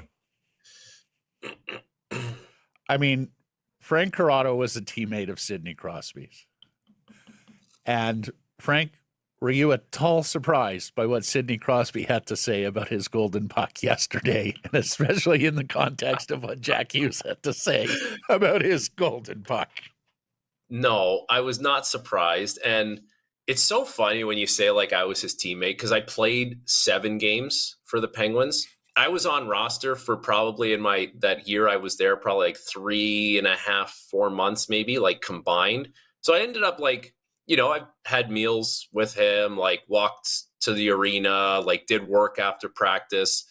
I hope to God if I ever saw the guy, like he would recognize me and wouldn't just like just walk right by. You know what I mean? That's my biggest fear, is that like one day I'll see him at an arena and he won't remember that I played with him. That's like, I think about that. Not that something tells me. Go ahead, Blake. He's gonna say, "There's the guy on TV." That's the worst thing. He won't remember that you're the player. He's gonna say, "There's the guy on TV." Yeah. If he doesn't remember, he will fake it in the most genteel, polite Canadian way. Yes, that's right. That's true. Exactly. Yes. Exactly. So no, I am not surprised at what he had to say. And you know what I find so fascinating about this? It's not like the puck is in some seeker's basement in the Danforth in Toronto, and he's trying to auction it off on eBay and make a couple $100,000. It's at the Hall of Fame. So realistically, there would be a world where there's a whole protocol that you can go through here and talk to someone high up at the Hall of Fame and say, state your case. Listen, I would really love to have that puck. It would mean a lot to my dad. Like, I'm willing to barter. Like, I can do appearance, whatever you want. Like, there's a way to go about this instead of just saying like, it's BS that I don't have it. It's not in Mitch's basement in the Danforth. And I'm not like, this feels like if you guys watched Entourage, you know who Johnny Drama is. Yep. Right. So something would happen to Vinny Chase, right? For people that don't know so Johnny Drama is the older brother of a younger, better looking actor who makes millions of dollars and like is very relevant. Right. And so anytime something would happen to Vince, Johnny Drama would have his own recollection of something that happened in his like weird, obscure C-list career. And so I feel like Johnny Drama saying this to you guys, because that's the Olympics and it's like one of the most famous goals in American history. But here it is. When we started playing in Utica, that was the first time the AHL had gone back there, and I scored the first goal for the Utica Comets on home ice at the Odd. But at the same time, it was my first professional goal. So Robert Esch, who put all kinds of like time and effort and money into this venture, wanted the puck. And sure enough, like I had the puck because it was my first goal. So me and Chico kind of like talked about it, and he was so nice. He goes, listen, I get it. You can have the puck. He goes, can I have the stick? I said, absolutely. Like we were talking about sawing the puck in half at one point, and then it just became like, yeah, we were kind of going back and forth because it was so nice. No bad ideas, Frank. You know what I mean? Let's like, brainstorm here. Let's figure this thing out. So it was like, I think they got a stick. They did a whole thing with it, and I got the puck, and I still have it at home. But like, I don't know. It was just there's my Johnny Drama story. Yes. But we talked about this yesterday. Like, it's so easy to divvy up this. Like, again, Jack owns the stick. Give the stick to your dad. That's the golden stick. Give the jersey to dad. Like, you know, Do they get the jerseys though? Because I just saw the American baseball team walking in with the game-worn jerseys. So, oh wow. My understanding is that. So, first of all, the jerseys are owned by the National Hockey Federation. So, USA Hockey owns the jersey. So, I can't imagine that if Jack Hughes went to USA Hockey and said, "I want the jersey," they're going to say, "No, you can't have the jersey." Well, they probably put him in the U.S. Hall of Fame, the U.S. Hockey Hall of Fame, right? That's the other option for those jerseys. So, yeah, which is apparently in some small town of Minnesota I've never heard of. Minnesota, I thought it would be at Colorado Springs where USA Hockey is based, but apparently not. Yeah. Frank, I want a spirited defense from the commissioner yesterday on playoff format. I have been a it's one of the few areas where I'm with Gary. I have been a defender of the divisional format that we've been in since 2014, albeit if you wanted to argue there's a competitive integrity misstep here, and even more acutely this year, if the Utah Mammoth finished with more points than the Pacific Division leader, I would absolutely concede that point. Where are you on playoff format? I don't like the current format. I've been on record saying that. I don't think it awards the best teams, and I think it pigeonholes us into getting the same matchups year after year. How many times do we want to watch Edmonton, LA? Don't want to watch it anymore. How many times do we want to watch Toronto and Tampa? Like after a year or two, I got it. Toronto, Boston, I get it. Like I don't want, personally, I want to see different matchups. Like if I'm just kind of combing through things today, I see that in first, second, third in the Western Conference is Colorado, Dallas, Minnesota. Why do we have to lose one of those teams in the first round? I think it's absurd. And furthermore to that, Matt, I know you like it, but I'm not trying to pile on here. If you took like a casual person who says, yeah, I could get into hockey. Like I kind of watch it here and there. How do the playoffs work? Explain it to them in 30 seconds or less, how the playoffs work. Mm-hmm. I think it's hard. Fair. I think it's hard to. I think it's complex. Like, and so I don't know. I'm not going to say on that the last point, Frank, how do the playoffs work? Okay. I hear you, but there is a clean visual representation in the bracket, right? And that's, in fact, one of the things that Gary likes about it is that you can map out 16 teams, put it on a board, put it on a sheet of paper, put it on a screen, and everybody can follow along in terms of the routing. I agree it's a little bit more difficult than explaining to them the wild cards and the 2-3 matchups and how that all works. But as we've talked about, you have to give a reason for why we're playing 82 games. It is an excruciatingly long season. And the 82 games and the injuries and all the stuff that goes along with it, it gets diminished in the current format. You get rewarded more, as the Utah Mammoth would tell you. Yeah. Hold on. I just want to make the first seed still gets, the number one seed still gets the last team in, so they get rewarded. Okay, so but if you play in a great division, you have a 105-point season, but you're second in the division because you're behind the President's Trophy winner. You've had an amazing year. No, and that is the point. That is the point I will concede, gentlemen. But rebuttal, and Gary mentioned this yesterday about how great the first round is. This is not the NBA. This is not a sport where the lower seeds rarely beat the upper seeds. In fact, we see lower seeds win pretty routinely in this league. You are not guaranteed those matchups further down the second and third round. At least you're getting Dallas and Minnesota this year. You would have no guarantee of that in a 1-8 conference seeding. All right, I got two rebuttals on that. My first one is this. The NHL prides itself on parity. We have made this like incredible parity in this league. So we should have confidence that in rounds 2 and 3, we're going to get these really good matchups because we pride ourselves on parity. So we don't have to like prioritize having it right out of the gate and knocking out one of these teams. What do you think about that? Well, here's what I would say, Frank. Not only do we get Dallas, Minnesota in the first round, we get the winner against Colorado in the second round, whereas in a 1-8 format, you would be getting Colorado versus the Anaheim Edmonton winner in the 4-5 matchup. Look, I Colorado Edmonton in the second round. Yes, well, please. only because Colorado Edmonton is down. Right? Could be Colorado Vegas. It could even be again. Take it.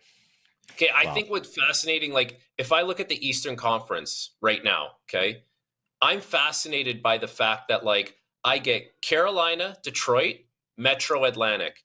I get Buffalo, Boston. Okay, that's divisional. I get Tampa, Islanders, Metro Atlantic, and I get Montreal versus the Penguins. I get Sidney Crosby playing playoff games at the Bell Center.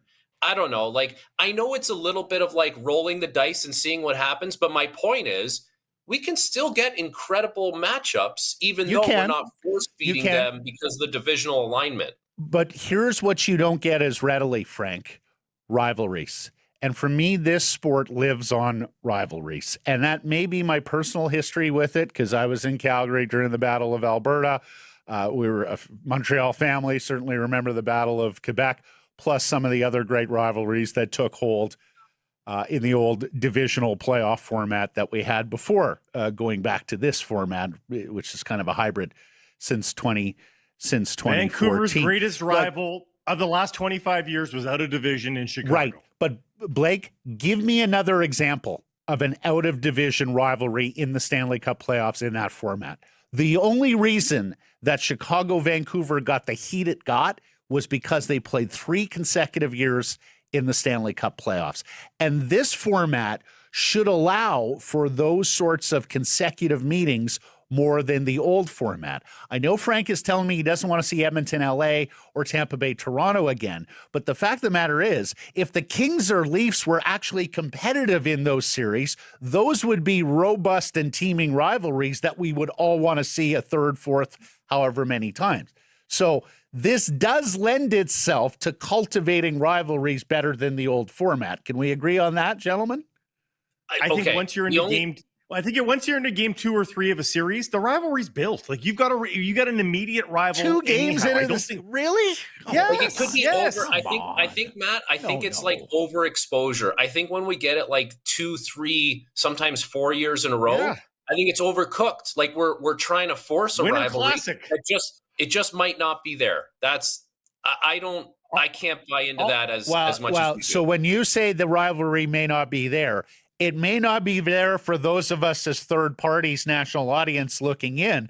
I assure you, LA Kings fans have a hate on for the Edmonton Oilers these days because they haven't won. Because they haven't won. No, but the Oilers rivalries thrive in the 2 markets participating. Is that not enough? The Oilers don't care about the Kings. The Oilers don't care about the Kings. They've won every time. They don't care. But again, Blake, the problem. But again, Blake, the whole notion is if you play them year after, if they get into these year after year series in a league of parity, you are going to get some winning on both sides of the ledger, theoretically. Yeah, I don't know. I don't like it. And the other reason why I don't like it is, and this was my second point. Like if you're the Minnesota Wild today, you're playing out the stretch. Like you're at 90 points and you're literally just playing games just to fit. Like, and you have, how many games left do they have? Like 15 games? 13 games? Yeah. If 6 back at Dallas. 13 meaningless games the rest of the way. And for that matter, like some of these playoff matchups, a lot of years, maybe not as much this year because we're going to have some battles down the stretch. It's like you knew who you were playing by end of February, early March. It's like, I don't know if that's good either. Like, there's not enough. I hear your mouth, and it's a good point. But to the previous point you guys made about rewarding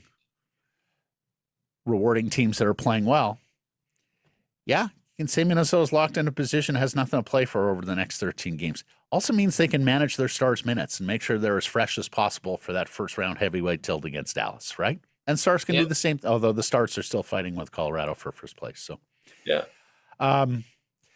Good debate. This was good. This was very good. Yeah.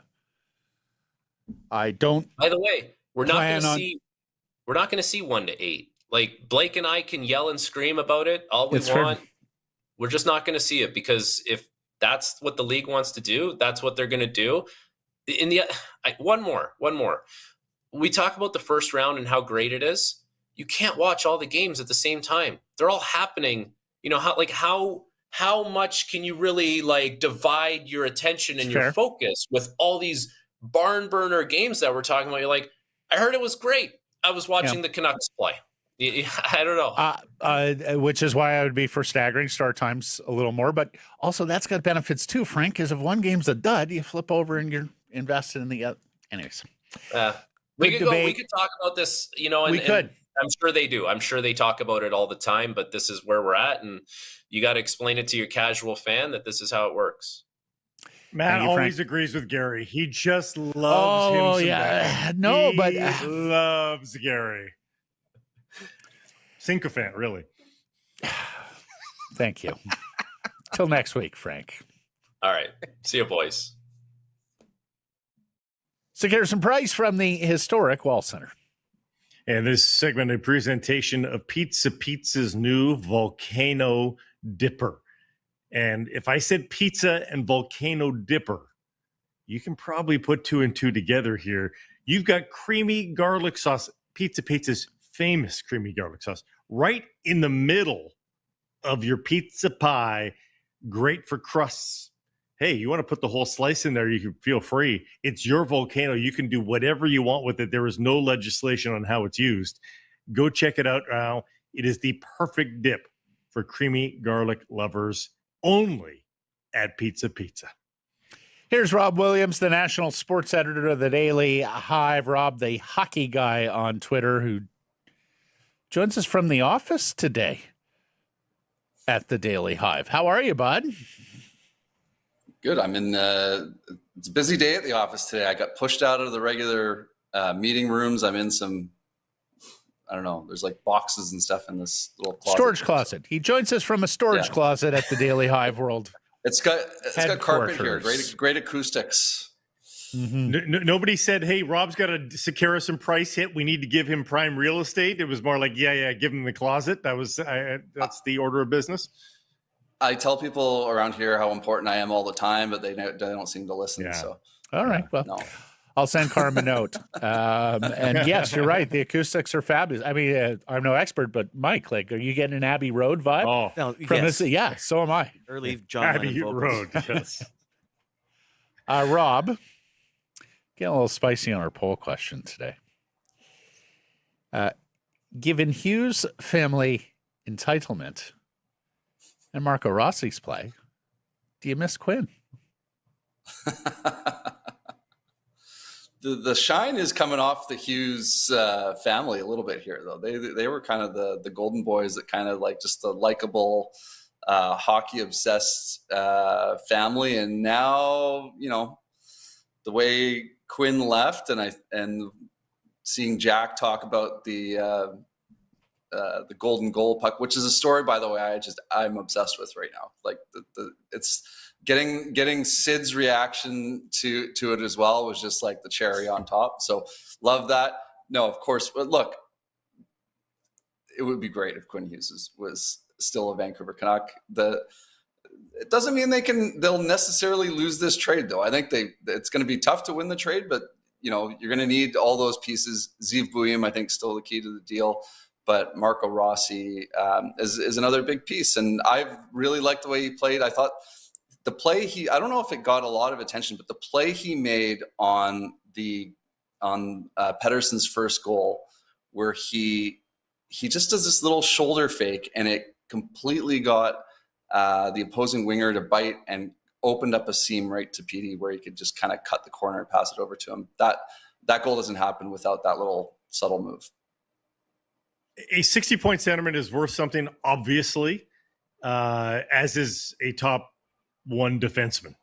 But if you can guarantee that it's a 60-point center, in addition to the scratch and win of the pick and I don't know if it's a scratch and win, how you describe Zeev Buium, I mean, it starts to a 60-point center is worth something. Like that is a significant piece of a puzzle. Absolutely. Yeah. And I think, I don't know, are people breathing a little bit of a sigh of relief here on Rossi? Because when he first came in, he didn't look so great. And, you know, you start to wonder, oh, wait, is this why Minnesota was so hesitant to give him the money? Is this why they didn't scratch him, but they put him on the fourth line in the playoffs? I think those thoughts start to creep in your mind when he comes in and struggles. And it's being really nice to see. And I think the other question I have now is, as we see Brock Besser's play improve and he's fitting in nicely with Rossi and Ogren, you know, I start to wonder, like, who are the problem this year? Was it the wingers or was it the centers? Because the wingers and the centers have done a whole lot of nothing this season. But, you know, why did Garland have such a poor year? Why did Besser have such a poor year?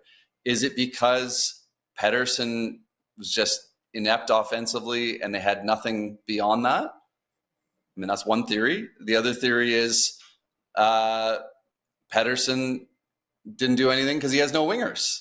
Had a very, very passionate Canucks fan throwing tweets at me yesterday, making that case. Or the other option is that the wingers and the centers have been so terrible, and they're equally to blame. Or door number 4, Rob, the coaching staff hasn't constructed lines that work together and have chemistry together. You'd think you'd fluke. I mean, a broken clock's right twice a day, right? Like you'd think you'd fluke into a line combo by this point, but yeah, just nothing has worked. But I do wonder, that's sort of been in the back of my mind of like, did all of their wingers just lose it in 1 year, or did like one center lose it and they only had one center? They're looking good regardless. They've won some games here, Rob. And they still have their 11-point cushion. 3-2-1 in their last 6 games, and it's still an 11-point lead for 32nd in the National Hockey League. Do you think fans are allowing themselves to have a spark of joy watching these victories and watching some goals go in? Do you think they're allowing? Because it was scorched earth policy before this. It was lose, lose, lose. We need 32nd overall. But are they allowing a ray of sunshine into the darkness here? It's funny. I was talking about this with my wife this morning. Got free tickets to the Canucks game tonight. Of course, first person I invite, Chelsea, do you want to go to the game? She's not a huge sports fan, but she likes going to the events. Like she almost always says yes to like a ticket to, especially to a Canucks game. She said no this time. She was like, nah, maybe ask your friend. And then kind of talking to her a bit this morning, and she's kind of like, yeah, I don't know, just going to the game, like when nobody's really excited and like people want them to lose and it's better if they lose. And I was like, that's not really the vibe right now. And I think she's saying that because in December and January, when the Canucks were just losing game after game after game, I'd be like, they lost again, but it's actually good for them. Like they need to lose a bunch of games here. This is the season where they need to sink in the standings. And now that's kind of gone, right? Like they've made the trades, and if you go to Rogers Arena right now, people are just there for a good time, and it makes sense. They're 11 points back of the next of 31st in the NHL. They can win some games; they'll be okay. Rob, it is the best of all worlds right now. You're absolutely right. They're so far back of 31st that you can cheer for victory. The Quinn Hughes player returnees, the Marco Rossi, Yves Buyamas of the world, Liam Ogren are showing signs, and people are excited about that. And then there's the third thing that JPAT has identified a couple of times. Because the resale market is so cheap, you've got people who typically can't afford to go to NHL games who are in the building and are having a blast because it's not just a mundane evening for them at Rogers Arena with another Canucks loss. So, no, the rink actually right now has some pep. It's got some no, it does. It does. Like it does. It's insane it's to funny. Say that. Yeah. Like given how bad the team is and given how low the owner and management are in the eyes of the fans, coaching staff as well. But the game day actually has some juice to it right now. It's so different from all of those other years where they're on the death march and it's like, okay, are they going to get are they going to finish 5th last or 8th last, or, how low are they going to go? In those years, I can recall actually in those years where they'd be like, okay, you'd be going into every game going, geez, it'd be really good for them to lose this game, right? Like, I know they want you want some good vibes and you want the team to be playing with some cohesion or whatever, but it'd be better if they dropped a couple of spots in the, ahead of the draft lottery. But I remember there was a couple of years where they'd go into that final game of the season at home and they were locked into their position finally. So even if they won, it wouldn't ruin their draft ranking. And I always remember those games being like, oh, like Canucks fans can cheer for the team guilt-free tonight, right?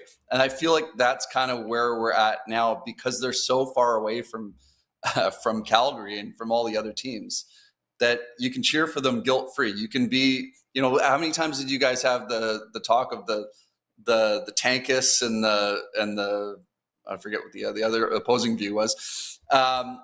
You know, the fans that want them to just win because they want to cheer for their team no matter what, and the fans that are looking at the big picture. That's one and the same right now. I mean, it would change. Like, look, if they go on a 5-game winning streak, I think the conversation might change a little bit. People might start to get a little bit nervous, but 11 points is a lot of points to make up.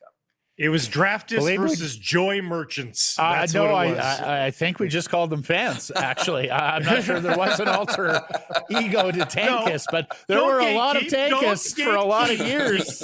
I mean, it was damn near a briar. Fans too. Don't gatekeep. Everybody's entitled to cheer in their own way. That's true. That's true. Here's what I absolutely adore about Rob Williams in the niche that he has carved himself and the Daily Hive on this Canucks beat.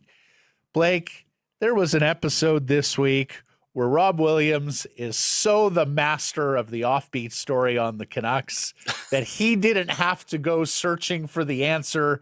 The answer found him. And this is the topic of the new Canucks victory song, which I believe is in German. Rob, tell us a story. Okay, so I'm at the game on Tuesday, and this is, look, goal songs, win songs, like these kinds of that's my story, right? Except your bread and butter. Okay, you own that beat. All right, others are allowed to play. Anybody tries, get off my lawn. In your sandbox, but that is your sandbox. Yeah. Except this time I wasn't on it. I for whatever reason, I just wasn't on it. Maybe I haven't been around to hear a win song covering a Canucks game in quite some time. But so, we're in the dressing room, with all the other media members interviewing players, and I hear from a bunch of the other reporters, and they're all obsessed over what the win song is, like what the dressing room win song is, and they're asking Petey, and Lankinen got asked about it, Besser got asked about it again, and I just kind of said to everyone afterwards, I was like, guys, like, this used to be the kind of thing that only I was obsessed with. Like, what's happened? Everybody else is like totally into this. Anyways, I ended up stumbling upon the song after we went up to the press box. The song, it's an Oktoberfest song. It's called Mama Loda by German artists Volker Rosen and Spektakel. I've probably butchered the pronunciation on all that. It's a fun song though. But the funny thing is that everyone kept asking the players, like, what song is it? And because Besser had tipped everyone off that it was some type of European song.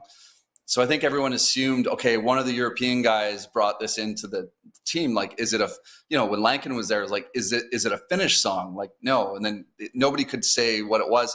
But they're hockey players, so you never know if they're just not telling us, just like they don't tell us what an injury is or something, right? So I guess the next bit of sleuthing that I'm sure people will be doing will be now people are starting to assume that because it's a German song, did German-speaking Austrian Marco Rossi introduce this to the team?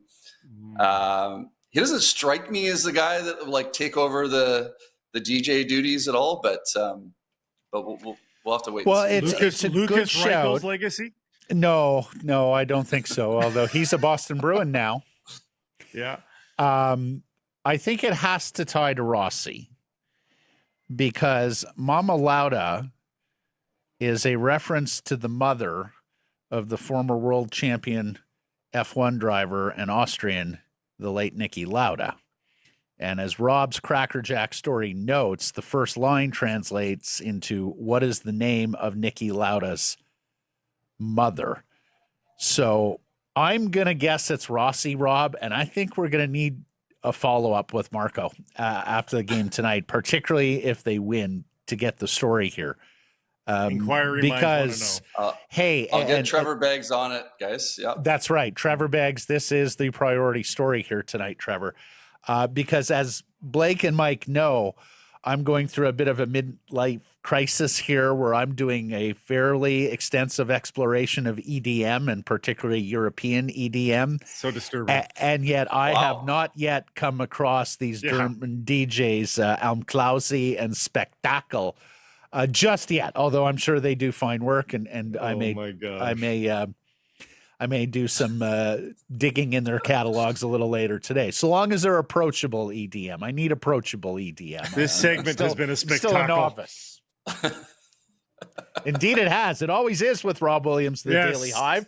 Rob, thanks for the time here today. Can't wait till next week already, and to read Trevor Beggs tonight to find out the story on the victory song. Sounds great. So Garrison Price from the historic Wall Center in the Pacific Toyota Dealer Studio, built by Arbor Leach. You're harder when you're well rested. Sheraton Vancouver Wall Center puts you minutes from the arena, miles ahead the next morning. Lock in your game day stay at wallcenter.com. Vancouver Whitecaps FC lose again to Seattle in the Concacaf Champions Cup before just 5,100 at One Spokane Stadium. Now eliminated from the tournament after just 2 rounds. Of course, went to the final last year. They take a 1-0 lead on a cracking goal from Surrey's Jeevan Bodwal. And I was starting to, what a strike. And I was starting to have visions of what Blake was playing out yesterday. You know, get that first one, and then who knows? Maybe you stick with the big lineup and see if you can play it out and get to. I thought they did it exactly time. as you would hope, because I think there was hope right through the 60, 65 minute mark, because they continued to dominate. They continued to bring the ball into the final third. But this was playing into Seattle's hands. This is sort of even what they did in the 3-0 win. Like, they let the Whitecaps have the ball. They just didn't let them do anything with it when they got there. Really, there weren't many grade A opportunities that the Whitecaps were robbed of, even though they owned the ball for the first 75 minutes of the contest. And Jesper Sorensen was relatively harsh, Blake. I'm not sure if you saw the quote. Yeah, we have to be realistic and honest. We didn't have the quality, and we didn't have the quality in finishing. Everything in the build up to that was good. So, he's putting it on that. They got to the edge of the box, and then they didn't do anything. Yep. You know, and the Caps started a very representative 11. Yeah. And they do have next week off with the international break coming. Alas, the indispensable Andres Kubas came down with a knock. AFTN doing the reporting here saying, ask Jesper Sorensen about Kubas' injury. He felt something in his quad, so they had to take him out. He'll be evaluated back in Vancouver. No further updates on as in terms of how short or how concerning this might be, keeping everything crossed that it's not bad. Yeah. They have a lot of depth at a lot of positions, but Andres Kubas is integral to this mix. Paraguay's got friendlies scheduled March 27th and March 31st against Greece and Morocco in their international window, and you can bet Andres Kubas would love to be a part of that as he builds up to the World Cup as well. But and who knows, that may have been part of it. Hey, we're down at that point, still just 3-0 when he comes out, I believe. Down 3-0. World Cup is coming. International windows here. We owe it to Andres Kubas to take him out of this lineup. I'm guessing that was part of the calculation. So I'm not convinced that this is doom and gloom. It may have just been circumstance of, well, we're not going to push it here. And hopefully that's the case. Help me out here. Is he like integral to Paraguay as well? Like, is he a... He's a usual starter. He's probably starts 65% of the games for them. Okay. Yeah, something like that. All right. Speaking of international play, Canada's men's roster announced for these friendlies later in the month in Toronto. Alphonso Davies is not on the team. Whitecaps center back Ralph Priso is on the team, continuing his career surge, become a valuable member of the Whitecaps at a position he didn't play until late last year at center back. So he'll be there for Canada. So will Peppel, This is the scoring Bim sensation. Bim Peppel, the scoring sensation from the English Tier 3 side Argyle, who we had talked about, has just made himself undeniable with the number of goals that are going in off his foot and head. He makes the team. So does the Mexican-Canadian Marcelo Flores, and we're quite interested in seeing what he can do, particularly if Canada continues to have these injuries and is a little concerned about their goal-scoring potential. Lots of ex-caps on this team as well, like Ali Ahmed, Derek Cornelius, Maxime Crépeau, and, of course, the stalwart pair of British Columbians, Alder Groves, Joel Waterman, and Burnaby's Nico Segura. Your thoughts also on of note that Alistair Johnston and Moise Bombito will be there, but they have an asterisk beside their names as they came out with the official list. They will be brought in as quote-unquote training players, although there is speculation they may not even be at that point yet where they can take part in training, that they might be there just for the vibes, just to hang out, be with the team, and light workouts maybe at best, prompting some to say, hey, if Alphonso Davies is already doing that with Bayern, why isn't Davies coming in to do the same? And it's speculation at this point, but it sounds like Bayern said, no, we're not letting them come. And the tug of war with Alphonso Davies between Canada and Bayern seems to be continuing, despite the fact the last few injuries now have occurred on Bayern's watch. And, and clearly on a re-entry last time out that was inadvisable and Bayern's fault completely. I think Thomas Muller may have to break off a call to the chairman there at Bayern and have a word or two on behalf of his adopted country. Yeah, perhaps, yes. Odd situation with Derek Cornelius, too. And some reporting here from Christian Jack, our old friend of One Soccer. So KJ says it sounds like Cornelius may actually be fully fit and ready to play. He had surgery. Rangers have banished him to their youth team after a loan fell through. They don't even want him around the first team, Blake. He's training with the pups there in Glasgow. So it sounds like Derek Cornelius needs a new home. And, of course, he needs some minutes before June, coming off an injury suffered late last year that kept him out until recently. And yesterday we mentioned Rayan Alumi headed to Tunisia for the international window. The Edmonton-born could play for Canada, but Tunisian heritage, and so he's going to play for Tunisia later this month against Canada, as a matter of fact. And another young cap got the call yesterday. And we haven't seen much of him, but he's been in at left back. Mikhail Gerasimenkov. He's getting called up to Moldova's team. This is the former Cavalry player in the CPL. And in fact, I noticed Cavalry's producing all these players, Blake. Like, if you want to move onwards and upwards in your soccer playing life, go play in Calgary in the CPL because they've developed quite a few Tommy guys. Wilden's a good coach there, and they've produced a lot. Gerasimenkov played last week in the 6-0 win and was very good. He wasn't flashy, but he's got a very good left foot, so it's very secure on that left side. I mean, the little Tate Johnson-like, I would say he's because of he's a little bit bigger than Tate. It feels a little bit different back there, maybe a little less speedy than Tate, but there's something there for Gerasimenkov. That was his MLS debut, and he was one of the best players in the CPL last year. BC Lions, where Nathan Rourke is now in. He's taking aim at representing Canada at the 2028 Olympics in flag football. Story in the province today. Rourke is slated to play in the BC Adult Flag Football League this season to help him prep for the opportunity of playing in the Olympics. And condolences to the defensive backs in the BC Adult Flag Football League because the game is about to change. Rourke had previously said that flag was a different sport and he wasn't sure he'd be the best fit. Nathan, bro, it is still evading pressure and throwing the ball to spots.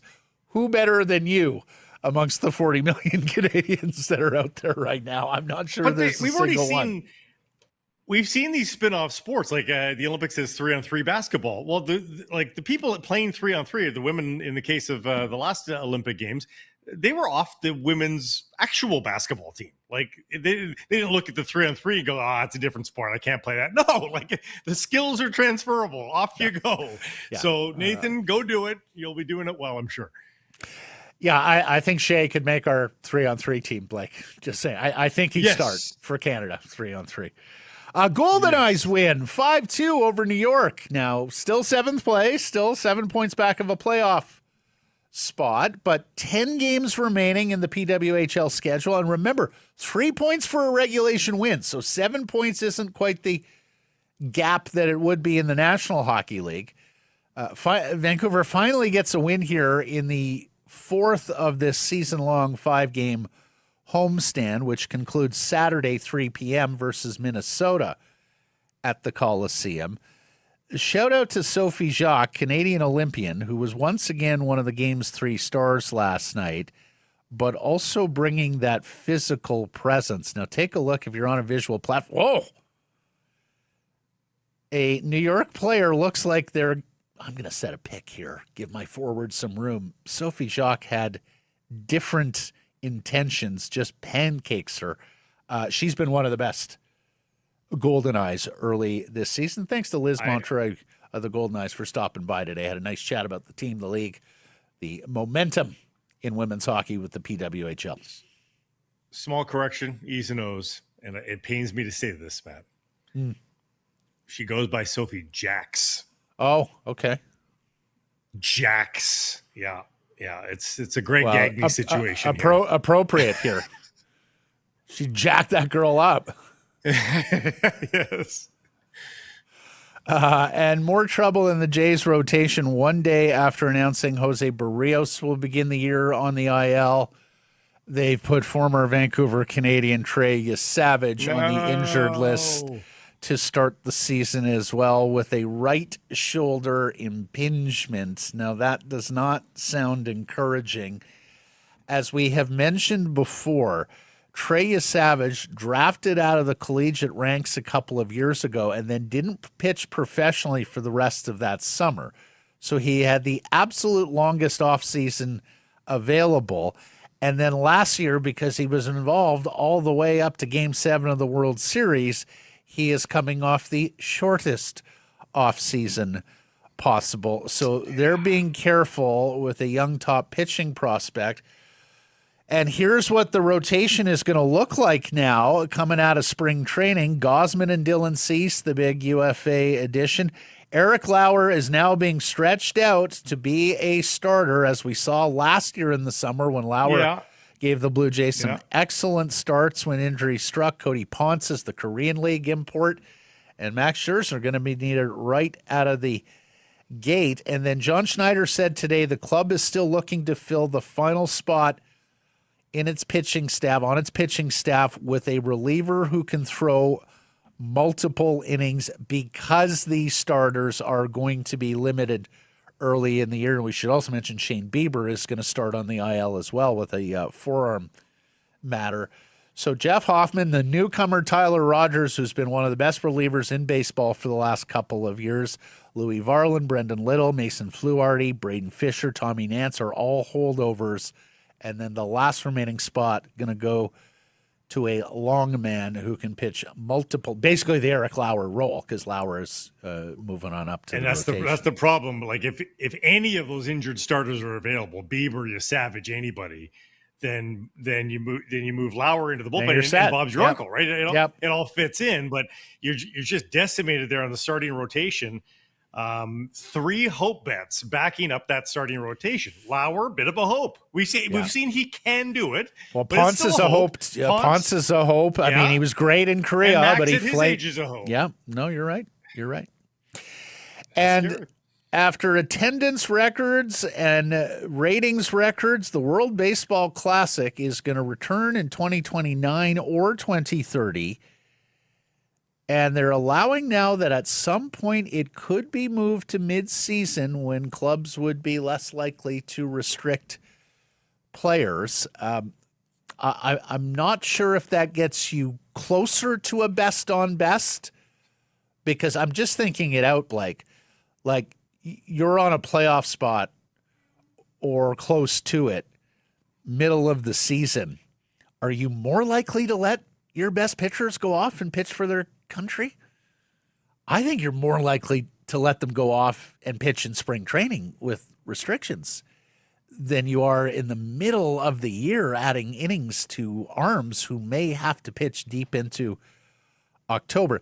Well, who was it? Somebody said knock off 10 games of the season. I think it might have been Max Scherzer. Yeah, it was Scherzer. Scherzer said knock off 10 games of the season and then put it mid-year. And I'll amend that a little bit from Scherzer. I like 152 game season to alleviate what you're talking about, just overall innings. And then maybe we don't put it in July where the proximity to the playoffs is what it is. Maybe you do mid-June. Maybe it starts on June 10th. Everybody's in full swing at that point. But you still got, let's say you got a twig of something. You got a little pull of something. You're still back for the playoffs. So you're not leveraging the All-Star break there. And you got to wipe of course 10 games. Of course 10 games in baseball is not actually that long a period of time. That's like a week and a half. It's not even 2 weeks. So that's true. Yeah. Yeah.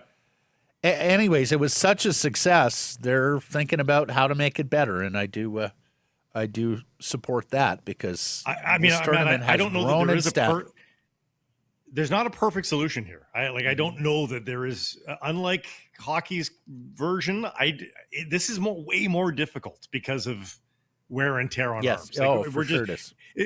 The science has proven we are not meant to throw baseballs this much. No. in an 8 month span. We're not. Our bodies have told us that now. Results of the poll question from yesterday. Do the final 16 games matter to Elias Pettersson's trade value? Yes, no, don't trade him. People said? They said yes. Indeed, they did. Percentage? Ooh, narrow win, I would guess. 41. 57. No, more no got resounding. 23%. 20% said don't trade. Blackout. League GMs all know what he is. Okay, we'll put you down for a no. VJ, don't give up on him yet. And David, I believe yes. If he does well, other teams will take note and feel that maybe a resurgence is on the horizon and might pique interest. Let's hope. So there you go. Yes, no, and don't trade. Mm-hmm. All represented in the comments. Errors and omissions from yesterday's program and beyond. In my case, beyond. We were talking about Gavin McKenna earlier in the week in the Big Ten Conference Tournament. It is Ohio State and Michigan who are playing for the Big Ten Conference Championship. And then we got somebody big mad with you, Blake, on millennials because you broke out millennials yesterday with regards to talking about Jack Hughes. He's Gen Z, I guess. He is Gen Z, yeah. Millennials are born 81 to 96. They're between 30 and 45 years old now. Jack at 24 is Gen Z. Yeah. We saw how annoying millennials were and decided to be more annoying, those Gen Zs. Some people say there are attributes of Gen Z that are better, that they are less lazy, and I don't know. I like millennials. For the purposes of all of you in the YouTube chat, I really like millennials and Gen Zs. You're all welcome on this show. And thanks for joining it. Appreciate you spending some time connecting with the program. Please do. Our audience has gotten a lot younger since our terrestrial radio days, Blake. You need to be more careful when discussing these millennials and Gen Zs. Back in the old days in 1040, you took a run at Gen Zs, you'd have the inbox. Yeah, you let them have it. These days, script is flipped. Thanks for joining us. Appreciate you spending some time connecting with the show. Please do subscribe to YouTube. It's right there. Hit that follow button. Costs you nothing. All you dinosaurs, subscribe to YouTube. Exactly. Come on, boomers. See ya. And where you get your podcasts. Follow there too. And on social exits of Facebook, TikTok, YouTube, Blue Sky Live, on many of those platforms, noon Pacific time weekdays. And of course, please do support the community sponsors you hear us talking about. Keep it local.